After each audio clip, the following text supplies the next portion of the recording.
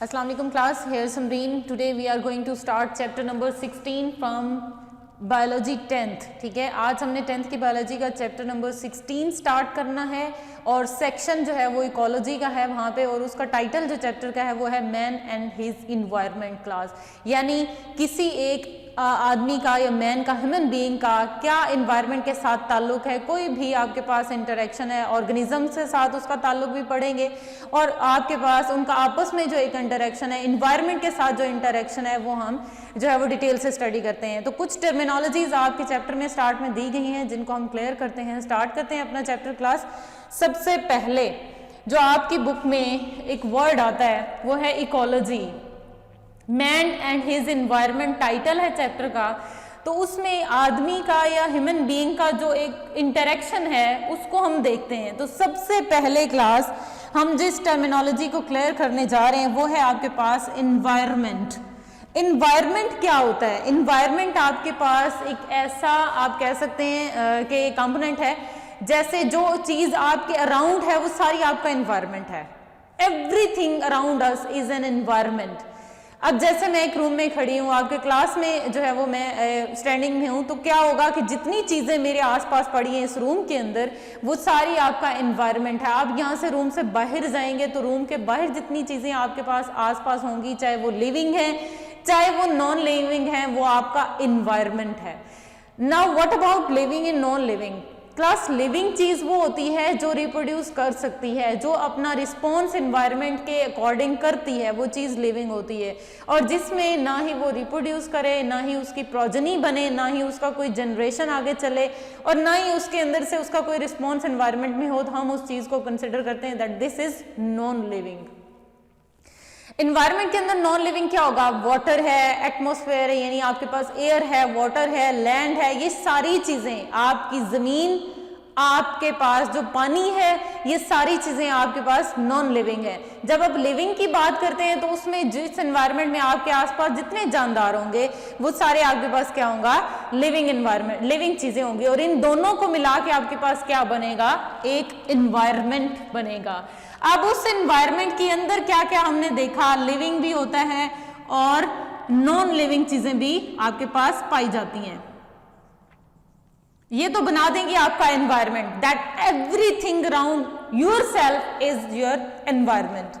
फिर आ जाते हैं क्लास इकोलॉजी क्या होती है। इकोलॉजी एक वर्ड है हमारे पास, ओइकोस, ठीक है, और ओइकोस का जो मीनिंग है it is a Greek word. आपने ये याद रखना है क्लास कि जितने भी बायो के अंदर, जितनी साइंसेस के अंदर टर्मिनोलॉजीज यूज हुई हैं, स्पेशली बायोलॉजी के अंदर, वो या तो आपके पास यूनानी जबान के लफ्ज होते हैं या फिर आपके पास वो लातीनी जबान के लफ्ज होते हैं। तो ये जो चीजें हैं, ये आपके पास जो इकोलॉजी का वर्ड हम यूज कर रहे हैं, ये ग्रीक वर्ड है, यूनानी जबान का लफ्ज है। तो आप इसके साथ क्या है कि उस कहाँ से निकला? ओइकोस से। ओइकोस का मीनिंग क्या होता है? जब आपने इसका मीनिंग देखना है तो इसमें मीनिंग क्या होगा इसका? हाउस, एक ऐसी जगह जहां पे कोई ऑर्गेनिज्म रहता है, उसका कोई इंटरेक्शन होगा, तो उसको आप क्या बोलते हैं? ओइकोस बोलते हैं। और ओइकोस से आपने क्या टर्मिनोलॉजी निकाली है? इकोलॉजी। ठीक हो गया? तो you can define ecology that the interaction of organism with other organism and with environment. जब आप इस इंटरेक्शन को, एनवायरमेंट के साथ इंटरेक्शन को स्टडी करेंगे तो फिर आप किस बायोलॉजी के फील्ड के साथ डील करेंगे? You are dealing with ecology. ठीक है, you can define, I am repeating my sentence, that the study of ecology is the study of interaction of organism with other organism and with their environment is ecology. Class ecology की study के बाद ये वो terminologies आपको मैं बता रही हूँ जो आपके इस चैप्टर के अंदर आगे चलेंगी, और आपको ये टर्मिनोलॉजीज क्लियर होंगी तो आप आगे, आपके लिए चैप्टर का जो मेन कॉन्सेप्ट है वो लेना आपके लिए इजी होगा। क्लास नेक्स्ट टर्मिनोलॉजी जो आपकी बुक में डिस्कस हुई है, आपके चैप्टर में डिस्कस हुई है, वो है population. This is too much confusing.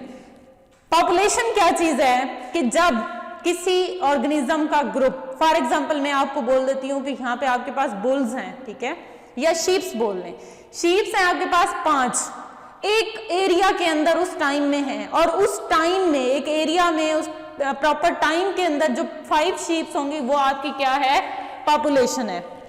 Let me draw here कि 1 is sheep here, second, third, 4 and 5, these are the sheeps, ठीक है, 5 शीप। अब ये 5 शीप जो आपके पास हैं क्लास, ये एक स्पेसिफिक एरिया के अंदर रह रही हैं, एक स्पेसिफिक टाइम में रह रही हैं, तो फिर इसको हम क्या बोलते हैं, दिस इज पॉपुलेशन। आपके माइंड में क्वेश्चन राइज हो सकता है कि पॉपुलेशन में सिर्फ आपके पास ये होगा कि यानी जो मेल और फीमेल का पॉपुलेशन होगी, या सिर्फ मेल जो इंडिविजुअल्स होते हैं उनको भी हम पॉपुलेशन बोल सकते हैं। तो here I am discussing that number of individuals that are inhabiting the same area in the same time, उसको आप बोलते हैं population. You are not dealing with male और फीमेल, ठीक है। वो हो सकता है कि एक टाइम में आपके पास जो पॉपुलेशन बन रही है वो सिर्फ मेल इंडिविजुअल्स की हो उस टाइम में, तो भी पॉपुलेशन है। अगर यहाँ पे सिर्फ फीमेल शीप होंगी तो फिर भी पॉपुलेशन है। पॉपुलेशन में ये चीज नहीं होती कि आपके पास मेल एंड फीमेल का कलेक्टिव होना या कलेक्शन होना जरूरी है। पॉपुलेशन में इंडिविजुअल्स की कलेक्शन जरूरी है, बट इंडिविजुअल जब कलेक्ट हो रहे हैं तो होने क्या चाहिए, एक स्पीशीज के होने चाहिए। एक जो है वो उनके अंदर आप एक की उनकी स्पीशी और वो एक टाइम में रह रहे होंगे, एक एरिया के अंदर इकट्ठे रह रहे होंगे, तो फिर हम बोलेंगे पॉपुलेशन। इसमें अब आपके पास शीप, फीमेल शीप भी हो सकती हैं और आपके पास मेल शीप भी हो सकती हैं, वो दोनों इसके अंदर आ सकती हैं एक टाइम में। या हो सकता है कि आपके पास जो एरिया आप दे रहे हैं उनको, जिसमें वो रह रहे हैं, उसमें मेल और फीमेल इकट्ठे भी हो सकते हैं। It doesn't mean that only sheep, female sheep और ओनली मेल शीप। आपके पास तीनों तरह की पॉपुलेशन बन सकती है, या फीमेल शीप भी हो सकती हैं, मेल शीप भी हो सकते हैं, और उसके साथ साथ मेल और फीमेल दोनों हो सकते हैं, ठीक है। अब आ जाते हैं पॉपुलेशन। अगर आपको क्लियर हुआ है क्लास, तो इसमें आप देखो हम जो नेक्स्ट टर्मिनोलॉजी पढ़ने जा रहे हैं वो है स्पीशीज। अब ये चीज आपने पॉपुलेशन का कॉन्सेप्ट माइंड में रखना है, तब आपको स्पीशीज का कॉन्सेप्ट क्लियर होगा। स्पीशीज का तब हम बोलते हैं कि जब ऑर्गेनिज्म, ठीक है, वो कुछ पॉपुलेशन के जो ऑर्गेनिजम्स हैं जो रह रहे हैं वो इंटरब्रीड कर सकें, ठीक है। ग्रुप ऑफ ऑर्गेनिज्म, अब ग्रुप ऑफ ऑर्गेनिज्म, जब हमने पॉपुलेशन की बात की तो यही ग्रुप ऑफ ऑर्गेनिज्म था, living in the same place at same time in same area, तो फिर आप उसको बोलते हैं population. But when you are dealing with species, then group of organism that can interbreed freely, ठीक है, इंटरब्रीड कर सके, फ्रीली कर सके इंटरब्रीड, और जब वो ऑफस्प्रिंग प्रोड्यूस करेंगे, अपने जैसे जानदार प्रोड्यूस करेंगे, तो वो उनके जैसे होने चाहिए, दैट आर फर्टाइल, ठीक है जी। अब आपने स्पीशीज और जो पॉपुलेशन है उसको मिक्स नहीं करना है। जब आप स्पीशीज की बात करते हैं तो उसमें भी ऑर्गेनिज्म का ग्रुप है, बट ऑर्गेनिज्म इंटरब्रीड फ्री कर सके, और जो उनसे उनकी जनरेशन बने वो भी इस चीज के काबिल हो कि वो भी आगे से अपनी जनरेशन जो है वो प्रोड्यूस कर सके, तब हम उसको क्या बोलते हैं, स्पीशीज। अब आ जाते हैं एक एग्जाम्पल की तरफ। आपने एक एग्जाम्पल देखी, जैसे एक कैट्स हैं, ठीक है, कैट्स हैं, या आप डॉग्स की एग्जाम्पल लेते हैं। जो डॉग्स हैं वो अपनी जनरेशन, डॉग्स एक स्पीशीज हैं, ठीक है, एक सेम प्लेस में रह रहे हैं, एक स्पीशीज है, उन्होंने अपनी जनरेशन पास करनी है तो पपीज बनने हैं। अब वो जो पपीज थे उसके यंग वंस थे उन डॉग्स के, तो क्या होगा, वो कुछ टाइम के बाद जब वो अडल्ट होंगे तो वो अपने जैसे और जानदार प्रोड्यूस करने की एबिलिटी रखते हैं, तब हम उसको क्या बोलते हैं, स्पीशीज है ये, ठीक है। अगर वो आपके पास उनके अंदर जो इंटरब्रीड तो कर रहे हैं ऑर्गेनिज्म, लेकिन उनके अंदर एबिलिटी नहीं है कि वो आगे से जनरेशन पास करें, तो फिर हम उनको बोलते हैं स्पीशीज नहीं, हाइब्रिड, ठीक है। आपने देखा होगा कि 2 डिफरेंट स्पीशीज के ऑर्गेनिज्म जब आपस में इंटरब्रीड कर लेते हैं, लेकिन उनसे जो ऑर्गेनिज्म प्रोड्यूस होगा वो ऑर्गेनिज्म फर्टाइल नहीं होगा, बल्कि क्या होगा, उनके अंदर एबिलिटी नहीं होगी कि वो ऑर्गेनिज्म अपने अंदर से जनरेट कर सकते हैं। फिर हम उन ऑर्गेनिज्म को क्या बोलेंगे, उनको हम बोलते हैं हाइब्रिड। आपने कॉमन सी एग्जांपल देखी होगी, जैसे म्यूल है, ठीक है, mule is a combination of donkey and horse. तो डंकी और हॉर्स अलग अलग स्पीशीज हैं, बट उन्होंने इंटरब्रीड किया इंटरब्रीड करने के बाद जो रिजल्ट आया वो एक म्यूल है that is infertile, that have no ability to produce the individuals that are fertile, ठीक है, उसके पास कोई एबिलिटी नहीं होती कि वो अपने जैसे जानदार प्रोड्यूस कर सके। अब आ जाते हैं क्लास कम्युनिटी की तरफ। स्पीशीज पॉपुलेशन आपको क्लियर हो गया। एक और terminology that is community. Community क्या है? कम्युनिटी आपके पास ऐसे है जब ये आपके पास हमने बोला लिविंग प्लस जो लिविंग चीजें हैं, यानी आपके पास जो लिविंग में क्या आएगा, यानी लिविंग के अंदर क्या क्या चीजें आएंगी, प्लांट्स भी आते हैं और आपके पास एनिमल्स भी आते हैं। जब प्लांट्स और एनिमल्स को हम इकट्ठा करते हैं तो हम बोलते हैं दिस इज कम्युनिटी, ठीक है। लिविंग चीजें जो लिविंग आपके पास जो स्ट्रक्चर्स हैं एनवायरनमेंट के अंदर, उन एनवायरनमेंट में लिविंग क्या होगा, प्लांट्स होते हैं और एनिमल्स होते हैं। जब वो आपस में एक दूसरे के साथ कम्युनिकेट करते हैं तो फिर आपके पास क्या बनेगी, community. Community is equal to plants plus animals, तब आपके पास बनती है कम्युनिटी। अब आ जाते हैं ecosystem. When the community interact with non-living substances, यानी you can say living plus non living communication होगा, इंटरेक्शन होगा तो एक सिस्टम डेवलप होगा जिसको आप बोलते हैं इकोसिस्टम। यहां पे हमने सिर्फ बात की लिविंग सब्सटेंसेस की, यहां पे हम बात कर रहे हैं लिविंग प्लस नॉन लिविंग चीजों की, तो फिर आप क्या बोलते हैं, उसको इकोसिस्टम बोलते हैं। बायोस्फीयर क्या चीज है? The last terminology that is written here. Biosphere क्या चीज है? Bio is life, sphere mean piece. अब जो प्लेनेट जमीन है, आप जहां पे रह रहे हैं, जमीन आपका प्लेनेट है, जहां पे जितने ऑर्गेनिज्म इस प्लेनेट पे जिस जगह पे रह रहे हैं वो उसका बायोस्फीयर है। A place where an organism live, उसको आप क्या बोलेंगे, बायोस्फीयर।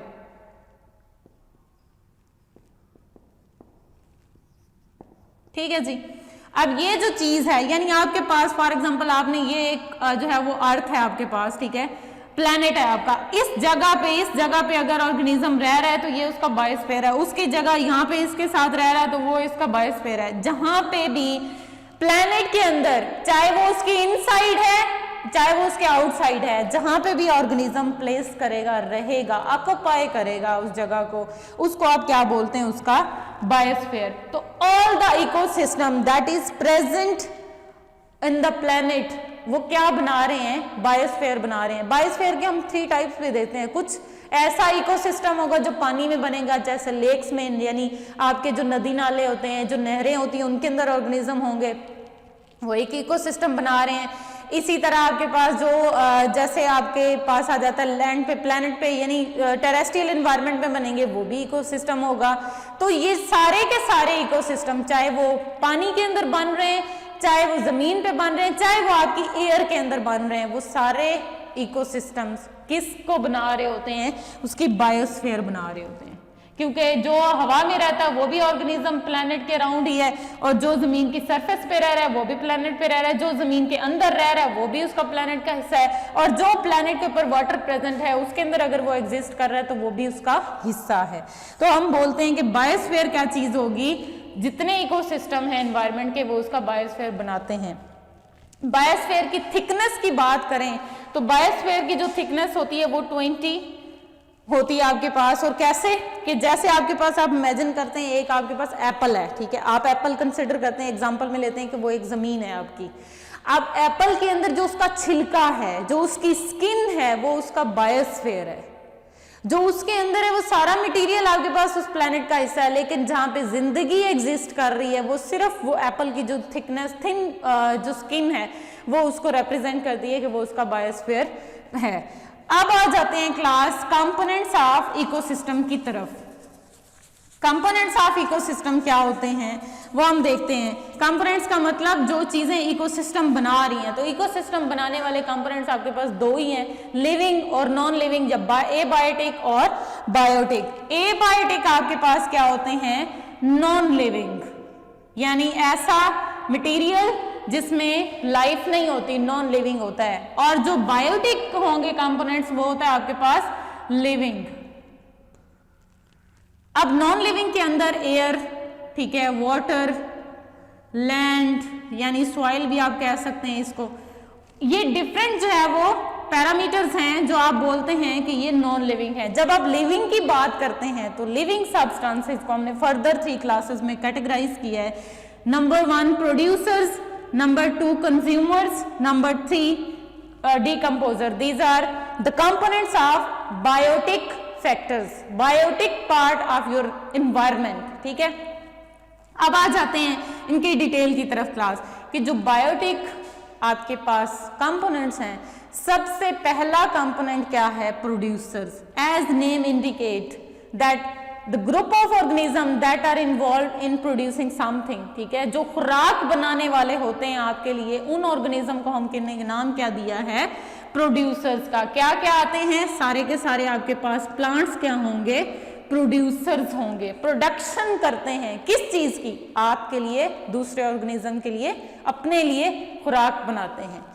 अब आ जाते हैं कंज्यूमर्स के पास। कंज्यूमर्स होते हैं जो चीजों को यूज करने वाले होते हैं, खाते हैं, ठीक है, दूसरे ऑर्गेनिज्म को यूज करेंगे, उनको खाएंगे, उनको अपनी एनर्जी, उनसे अपनी एनर्जी गेन करेंगे अपने प्रोसेसेस को चलाने के लिए।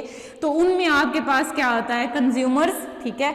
कंज्यूमर्स के अंदर हमने 3 क्लासेस बनाई हैं, एक प्राइमरी कंज्यूमर, दूसरे सेकेंडरी कंज्यूमर, तीसरे टर्शरी कंज्यूमर्स। क्या होते हैं, किस बिहाफ पे हमने इनको ये ग्रुप दिया है क्लास।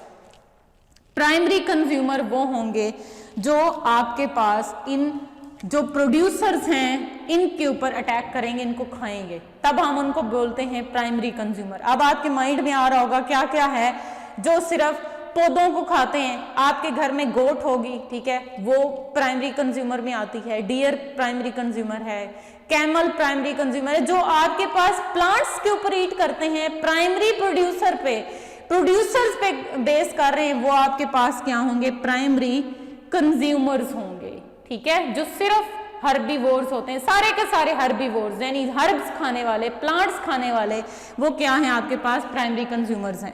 फिर आ जाते हैं आपके सेकेंडरी कंज्यूमर्स के पास। सेकेंडरी कंज्यूमर्स वो कंज्यूमर्स होते हैं, ग्रुप है ऑर्गेनिज्म का, जो किसको खाएंगे, जो प्राइमरी कंज्यूमर्स के ऊपर फीड करते हैं, जो हर्बीवोर्स के ऊपर अटैक करेंगे।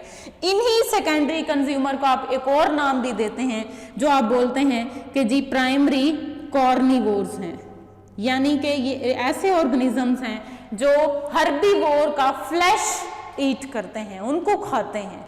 तो इसमें आपके पास क्या एग्जांपल आ सकती है, स्नेक्स आ सकते हैं, आपके पास प्रीडेटरी बर्ड्स इसी के एग्जांपल में आ जाता है, ठीक है। तो ये आपके पास क्या होगा, सेकेंडरी कंज्यूमर्स, जो किसको खा रहे हैं, प्राइमरी कंज्यूमर्स को ईट अप करते हैं। अब तीसरी क्लास इसके अंदर क्या बनती है, वो है टर्शरी कंज्यूमर्स। टर्शरी कंज्यूमर्स वो ग्रुप है ऑर्गेनिजम्स का जो किसको खाते हैं, सेकेंडरी कंज्यूमर्स को भी और प्राइमरी कंज्यूमर्स को भी। यानी इसमें आपके पास अगर वो सिर्फ सेकेंडरी कंज्यूमर्स को ईट अप कर रहे हैं और ये वो ग्रुप होता है जिसको कोई नहीं खा सकता, जिसको कोई नहीं खाता, ठीक है, जिसके ऊपर अटैक नहीं किया जा सकता। आप इसमें ये भी कह सकते हैं ये सेकेंडरी कार्निवोर हैं, ठीक है, जो प्राइमरी कार्निवोर्स को खा रहे हैं वो सेकेंडरी कार्निवोर्स भी आ सकता है। इसको आप टर्शरी कंज्यूमर इसलिए भी बोलते हैं, या तीसरी क्लास ये भी बोलते हैं कि जो आपके कार्निवोर्स भी हैं और ओमनीवोर्स भी हैं, यानी फ्लैश ईटर भी हैं, गोश्त खाने वाले भी हैं और प्लांट्स को भी खाते हैं, उस ग्रुप को हम क्या बोलते हैं, टर्शरी कंज्यूमर। जिनको कोई और ऑर्गेनिज्म जो है वो नहीं यूज करता, वो हम किस ग्रुप में रखते हैं, वो आपके पास टर्शरी कंज्यूमर है। इसमें आपकी कॉमन एग्जांपल आप खुद हैं कि हम किस में आ रहे हैं, हम टर्शरी कंज्यूमर हैं, हम प्लांट्स को भी खाते हैं और हम एनिमल्स का फ्लैश भी खाते हैं। तो हम किस ग्रुप में आएंगे, हैं तो हम कंज्यूमर्स, लेकिन कौन से वाले, टर्शरी कंज्यूमर्स, ठीक है। उसके बाद आ जाते हैं class decomposer, that is the third category that are involve in biotic factors. तो जो प्रोड्यूस डिकम्पोजर्स हैं, डिकम्पोज तोड़ देना, ठीक है, इसने प्रोड्यूस किया, चीजों को मिलाया, उसको जोड़ा, खुराक बनाई, इसने क्या करना है, जो उसने जोड़ के खुराक बनाई थी उसको तोड़ के बकायदा वापस उन्हीं चीजों में कन्वर्ट कर देना जिनको इन्होंने यूज करके बनाया था। अब इसने इनऑर्गेनिक यूज की, किस में कन्वर्ट किया, ऑर्गेनिक के अंदर। इसने ऑर्गेनिक यूज की और किस में कन्वर्ट कर दिया, इनऑर्गेनिक के अंदर। ठीक है क्लास, अब क्या होगा कि ये जो डिकम्पोजर्स होते हैं इन्होंने रीड्यूस करना है, चीजों को तोड़ देना है। जो उन्होंने प्रोटीन्स बनाई हैं अपनी बॉडी के अंदर, इन्होंने तोड़ के उसको सिंपल में चेंज कर देना है। तो डिकम्पोजर की जो एग्जांपल आती है वो आपके पास आते हैं बैक्टीरिया प्लस फंजाई। ये वो एग्जाम्पल हैं जो हम डिकम्पोजर्स के अंदर लिखते हैं। जैसे आप अगर फॉर एग्जांपल हमारी डेड बॉडी है, किसी और ऑर्गेनिज्म की डेड बॉडी है, तो वो एक पूरा ऑर्गेनिक कंपाउंड्स है उसके अंदर। अब उस डेड बॉडी को तोड़ेंगे, ये ऑर्गेनिक को इनऑर्गेनिक में चेंज करेंगे और दोबारा एनवायरनमेंट का हिस्सा बनाएंगे। जो चीजें हमारे अंदर चली गई, जो इनऑर्गेनिक सब्सटेंस एनवायरनमेंट के अंदर थे वो हमने यूज कर लिए, वो इन्होंने तोड़ के उसके अंदर शामिल करना है ताकि जो जिंदगी है वो चलती रहे। फिर ये ही इनऑर्गेनिक सब्सटेंस ये निकाल के ले जाते हैं प्रोड्यूसर, फिर वो उनको किस में चेंज कर देंगे, ऑर्गेनिक के अंदर। और ऑर्गेनिक फिर किसका पार्ट बन जाएगा, कंज्यूमर्स का, और फिर एक डेड बॉडी, फिर एक साइकिल जो है वो कंटिन्यू होगा। क्लास आज के लिए टर्मिनोलॉजीज का इंट्रोडक्शन और उसके बाद ये जो उसका इंट्रोडक्शन था कंपोनेंट्स ऑफ जो एनवायरनमेंट है वो आपका कंप्लीट हुआ। नेक्स्ट लेक्चर के साथ फिर हाजिर होंगे, तब तक के लिए अल्लाह हाफिज।